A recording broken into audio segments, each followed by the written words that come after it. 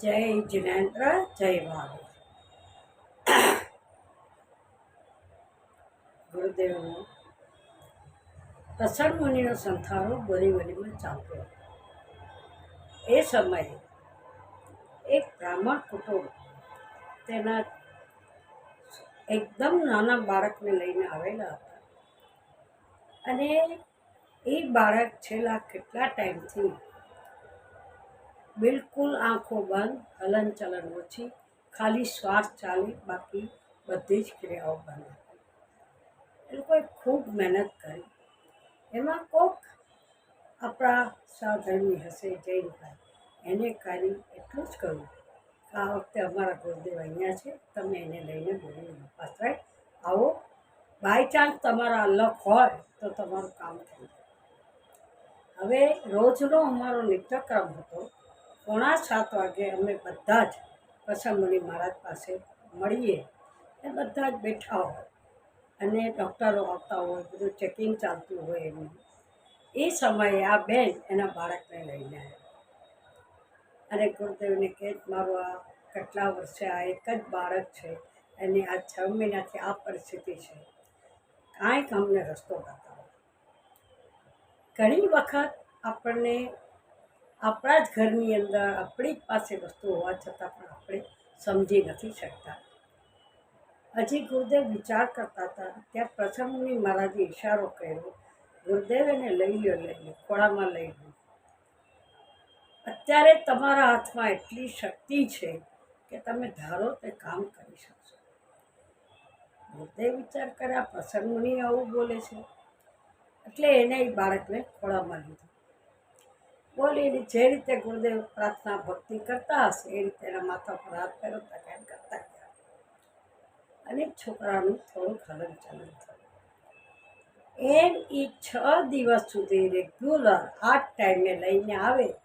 ગુરુદેવ એને ખોળામાં લઈ, બીજે દિવસે એના હાથ ઊંચો કર્યો, ત્રીજે દિવસે એને પગ ઊંચો કર્યો, ચોથે દિવસે એને આંખ ખોલી, 5મે દિવસે જાણે સંપૂર્ણ વ્યવસ્થિત હોય એ રીતે દેખાવા માંડ્યું. 6થે દિવસે એની મા ત્યાંથી દૂધ લઈને પણ આવી કે ગુરુદેવ તમારા હાથે કદાચ પીએ.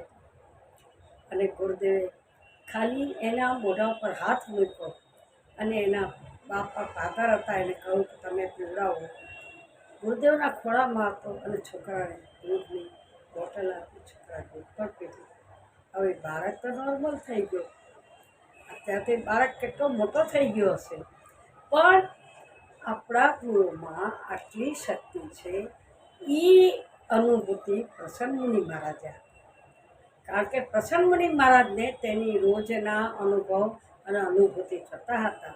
અને એ કહેતા હતા કે જ્યારે સંથારો થતો હોય ને ત્યારે આજુબાજુમાં તમારી આસપાસમાં ઉપર નીચે બધે દેવનો વાસ હોય. ત્યારે તમે જેટલા સત્કર્મ કરશો ને એટલા તમારા હાથે થશે. અને આપણા ગુરુદેવના હાથમાં તો ઈશ્વરની કૃપા છે, એટલી બધી શક્તિ છે. જે ભાગ્યશાળી હશે એ જ લાભ લઈ શકશે. અને એ લાભ તો બીજાને માટે છે, પોતાને માટે પોતે કશું જ કરી શકતા નથી. જ્યારે આ સાંભળ્યું ત્યારે આપણને નવાઈ લાગી કે આ શક્તિ મળે છે જેને પણ એ બીજાને માટે મળે છે, પોતાના માટે નથી.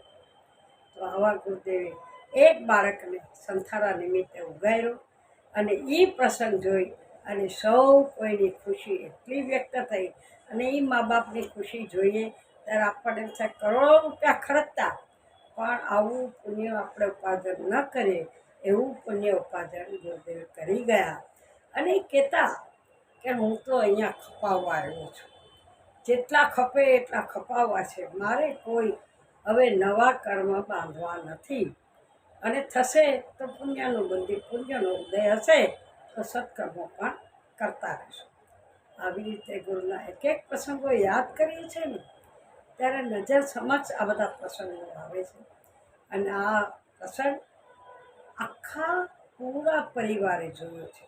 જે લોકો હાજર હતા એ બધાએ જ બોરીવલીમાં જોયો છે કે આ બાળકને ખરેખર 6 દિવસમાં કેટલો ફરક પડી ગયો અને છોકરાને નવું જીવન આવ્યું. આ છે ગુરુની અનુભવનું અમૃત પાન. જ્યારે હું અવારનવાર કહું એ આ મારા ગુરુદેવનું અનુભવ પાન છે. અને હું તો પામી પણ તમે સૌ કોઈ પામો.